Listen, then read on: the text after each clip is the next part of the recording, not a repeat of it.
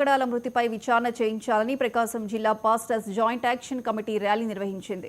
Ongole Kurnool road flyover bridge నుండి collectorate వరకు శాంతి ర్యాలీ నిర్వహించారు.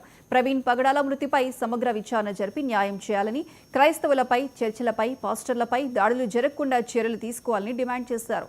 ఈ కార్యక్రమంలో జిల్లాలోని క్రైస్తవ సంఘ పాస్టర్లు, క్రైస్తవ విశ్వాసులు పెద్ద సంఖ్యలో పాల్గొన్నారు.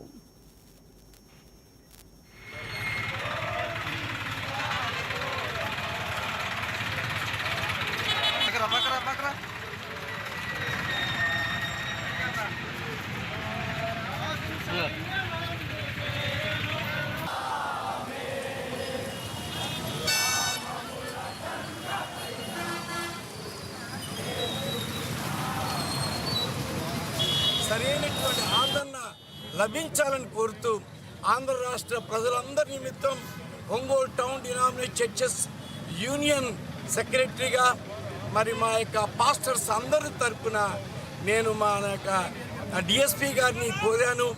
డిఎస్పీ గారు శాంతియుతంగా మీరు చేసుకోండి, మేమైతే రిటర్న్గా ఏ విధమైనటువంటి ఇవ్వలేము, శాంతియుతంగా ఎలాంటి ప్రాబ్లం లేకుండా మీరు చేసుకోండి అని వారు ఓరల్గా వారు ఇచ్చారు. వారికి నా ధన్యవాదాలు. అలాగే డిఎస్పీ గారికి, ఎస్పీ గారికి, అలాగే మరి ప్రత్యేకంగా మా ఒంగోలు సిఐ గారికి, ఎస్ఐ గారికి కూడా, మరి పోలీస్ డిపార్ట్మెంట్ అంతటికి కూడా నా కృతజ్ఞతలు చెల్లిస్తున్నాం. శాంతియుతంగా జరిపించడానికి దేవుడు సహాయం చేశాడు.